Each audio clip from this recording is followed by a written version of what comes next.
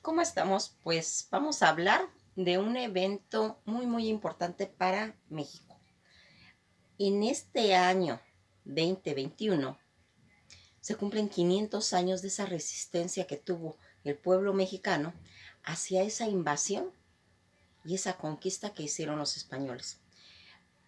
Es tan importante que a nivel nacional se ha hecho una festividad por medio del presidente Andrés López Obrador de quedar en alto toda esa resistencia que tuvo el pueblo mexicano.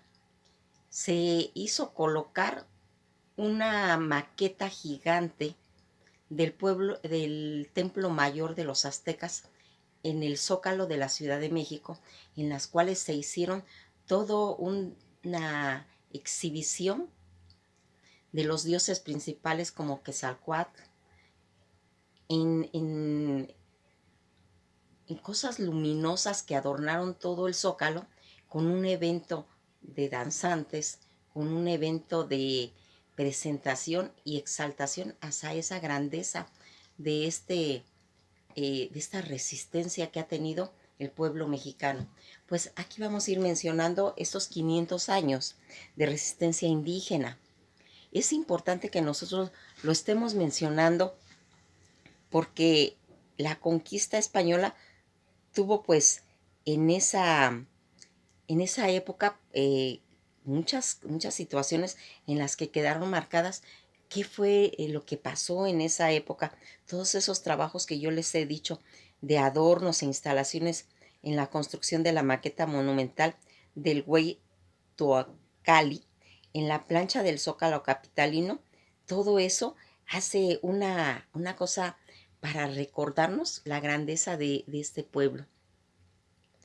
Aquí, este viernes, el presidente Andrés Manuel López Obrador encabezó en la Ciudad de México, en el Zócalo, esta ceremonia de 500 años de resistencia indígena para conmemorar la caída de México Tenochtitlan. Si bien el discurso histórico se ha encargado en reproducir las ideas de la conquista española para referirse a la victoria del ejército español en 1521 sobre el imperio mexica, y la realidad es que si hablamos de superioridad numérica de la conquista de los españoles, pues en realidad tuvo poco. Se comenta en numerosos pues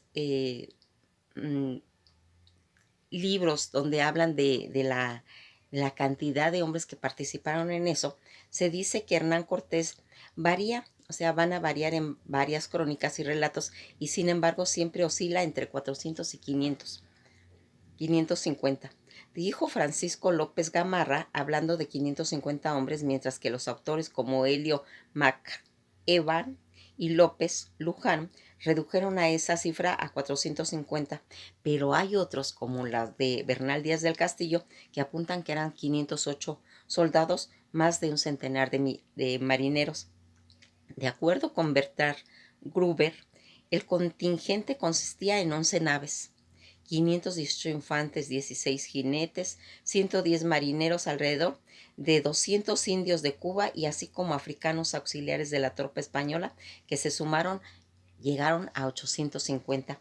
En el caso es de que independientemente de esta breve diferencia, lo que es cuestionable es que los indígenas que se unieron después a las tropas españolas en rebeldía contra el imperio azteca, como fueron los tlaxcaltecas, superaban por miles al ejército español. Este hecho no ha pasado desapercibido y a lo largo del tiempo más y más historiadores se han encargado en deconstruir la palabra como conquista, descubrimiento, occidentalización, y han apuntado hacia el término más justo, por ejemplo, el de Miguel León Portilla.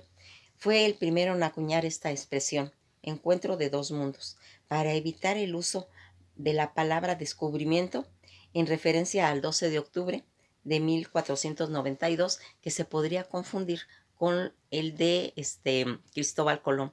Esa fue la diferencia. Otros autores como Carmen Bernal y Gruxicki han insistido en comprender a la occidentalización no como una conquista o una denominación instantánea, sino como una lucha entre dos mundos. Ahora, a 500 años de la caída de México Tenochtitlan, la memoria histórica urge y reduce a todo a repensar y a reconstruir el discurso cotidiano con el término de conquista española. Pues, ¿cómo se van dando cuenta de que todas estas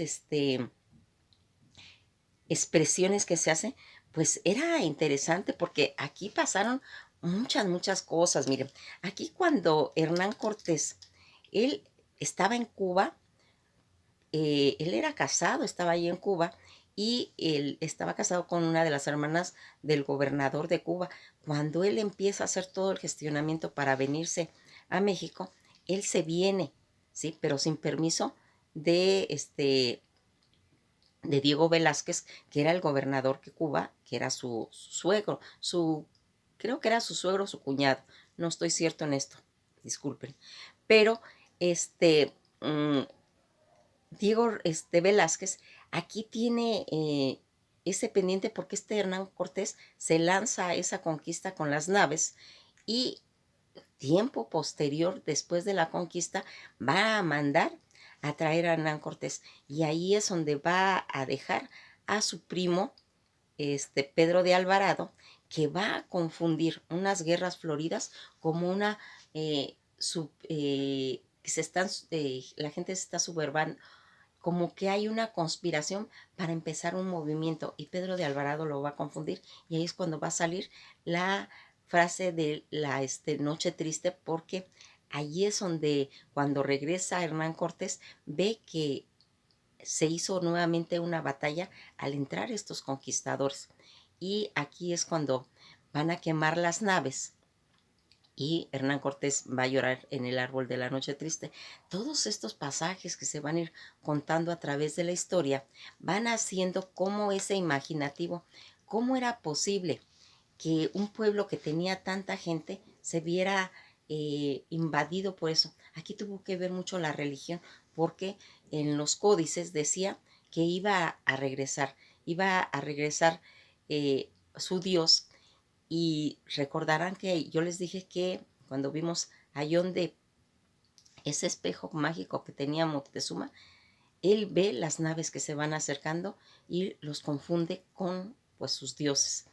Manda a a un séquito a entregar ofrendas, a entregar tributo, pensando que son dioses, porque aquí también recuerdan que ellos vienen con esas armaduras montados en caballos, que los aztecas pensaban que era un solo hombre, ¿sí? Y que todo ese impacto religioso que tenía fue esa sumisión.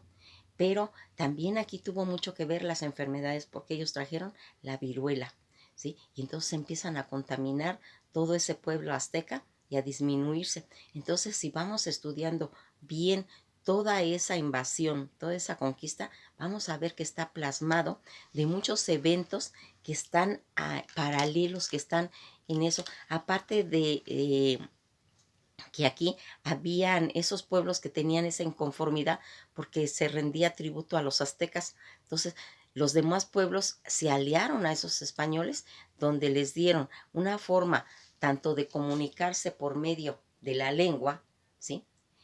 Que también tuvo mucho que ver la Malinche al poder tener esa interpretación con los españoles, que se pudieran entender. Entonces, si nos damos cuenta, fueron demasiados factores los que van a intervenir para esa colonización, para esa conquista. Y aquí vamos a tener que darnos cuenta cómo a través de los años la visión va cambiando, y nos vamos pues, a preguntar, ¿no? Pues, ¿qué fue esa caída de la Gran Tenochtitlan? Pues aquí es donde estamos viendo que hace 500 años ocurrieron uno de los episodios más transformadores de la historia de México, que el día 13 de agosto de 1521, hace justo 500 años, la ciudad indígena de México, Tenochtitlan, hoy Ciudad de México, fue capturada luego de un estado de sitio, batallas encarnizadas que se prolongaron durante más de 3 meses. Todo esto, ¿qué es lo que va a causar? Pues esa caída que origina la caída de la Gran Tenochtitlan, Lo que comenzó como una relación diplomática, tanto en el emperador azteca Moctezuma, como ya les dije, que él había llevado tributo, confundiéndolo con los dioses, después se convirtió en una serie de enfrentamientos entre los pueblos mexicanos, tanto soldados españoles como los cuales culminaron con la caída del Imperio Azteca. El motivo principal de esta intervención era la necesidad de los españoles de ocupar la capital de los aztecas para consolidar la conquista como territorio mexicano. Aquí vamos viendo que nuevamente es el factor de expandirse. Esa expansión que trae esa cultura europea de apropiarse con terrenos, con tierras, con pueblos. Esto es lo que también pasó aquí en México. ¿Y qué es lo que va a pasar? Que las enemistades de los aztecas con los pueblos indígenas vecinos estaban sometidos. El odio a los aztecas era tan grande que estos pueblos prefirieron apoyar a los españoles en la conquista, como les comento, del pueblo de los tlaxcaltecas, pero hubieron otros pueblos que también se unieron. Todo esto que ocurrió, los hechos de la caída de Tenochtitlan, se sucedieron vertiginosamente desde el 8 de noviembre de 1519, ocurridos ese encuentro con Cortés, y menos de medio año después de Moctezuma, apresado por él y con grilletes en los pies, se vio humillado y aún despreciado por su pueblo. Esta caída de Tenochtitlán, ya les dije que está entre el 26 de mayo de 1521 al 13 de agosto de 1521. ¿Qué va a suceder después de esta caída de la gran Tenochtitlán? Con una población que se estima era mayor de 200,000 habitantes. Al caer la ciudad llegó la muerte para cientos y cientos y miles de pobladores indígenas. Finalmente, la muerte de cientos y miles de indígenas y ese despojo de las tierras y otro tanto fue en gran medida lo que pasó después de la caída de la gran Tenochtitlán. ¿Cómo se va a llevar a cabo todo esto? En el sitio de Tenochtitlan en 1521, la capital del Imperio Azteca, fue llevado a cabo mediante la negociación tanto en clanes locales y las divisiones antimexicas que existían en los conquistadores entre españoles como Hernán Cortés. Pues aquí todo esto que vamos a ir mencionando, hay cantidad de elementos que sería ahorita importante empezar a retomar esa cultura azteca para que nos demos cuenta qué tan importante era. Y en otros videos vamos a ir comentando, porque es el momento, porque es el año que le corresponde a esa resistencia azteca y española, para que nos demos cuenta qué grandeza, cómo México era grande. Antes de esa caída de los españoles, aquí nos vamos a ir dando cuenta cómo va a mencionarse que México era muy importante. Pues esto ha sido todo por hoy y pues nos veremos en el próximo capítulo, que vamos a empezar a ver todo lo relacionado con los aztecas para tener una visión más exacta de lo que ocurrió ese día. Pasen bien y